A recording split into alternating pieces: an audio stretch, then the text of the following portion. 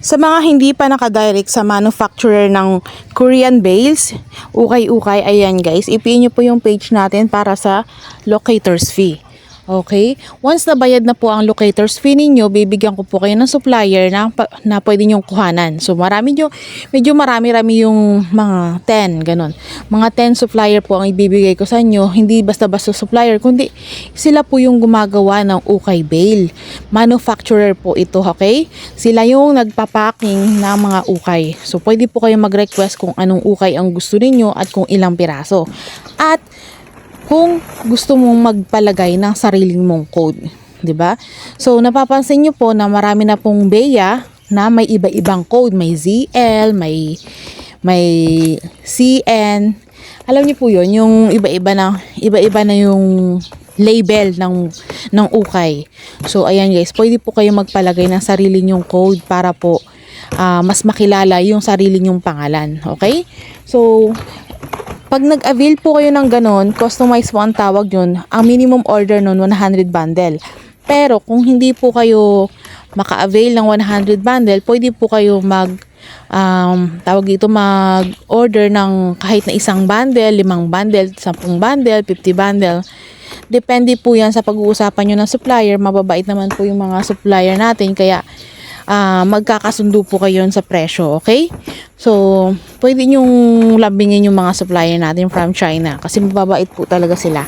So, doon naman sa mga item, per kilo po kasi yan. So, nasa sayo kung ilang kilo ang ipapagawa mo. Kunyari, ang papagawa mo 20 kilos lang, 37 kilos, 38, o kundi naman 40, 45, ganun. So, i-PM nyo lang yung page natin, guys, para doon sa locators fee, para mas mapabilis yung transaction natin. Okay?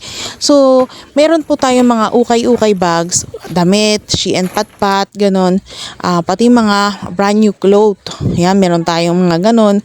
Mga branded, saka yung mga bags na brand new, mga top grade, premium, luxury bag. Ayan guys, i-PM nyo lang po yung page natin para sa locators fee kasi iba-iba po yung locators fee ng ating mga item. So kung makikita nyo sa video natin, yung video natin ang supplier po ang nagbibigay niyan. Sample, yan po yung mga sample na sample bags ng mga supplier na binibigay natin. Ibig sabihin, yan po yung sinusupply nila. Kaya kung ako sa inyo, i-PM nyo po ako para po dun sa mga supplier na gustong-gusto ninyo. Meron po tayong tinatawag na brown bags, di ba? Meron ding premium ukay bags. So, tapos meron ding mystery box, 'di ba? So depende yan sa seller. Kumbaga strategy ng seller yan kung ano o paano nila ibebenta yung bags nila na ukay. Okay, yung iba diyan nagbibigay ng kumbaga ukay bags, nilalagyan lang po nila ng 2 box na brand new para lang masabi na premium ukay bag. So ayan guys. Kaya kung ako po sa inyo, i-PM niyo po yung page natin, bayaran yung locators fee nyo. Tuturuan ko po kayo kung paano mag-import kasi may mga forwarder company po tayo na mag-i-import ng item ninyo at tutulong sa inyo para dumating yung item nyo ng maayos. At maliban doon, malaya kayong makapag-import ng mga item na gusto ninyo, okay? From China. Kasi may mga forwarder tayo na legit na pwede kayong tulungan. So, ayan guys. Thank you for watching guys. I hope you like this video.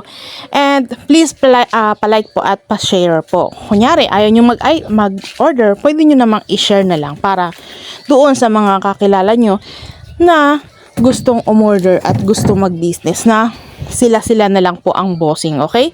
Thank you for watching guys.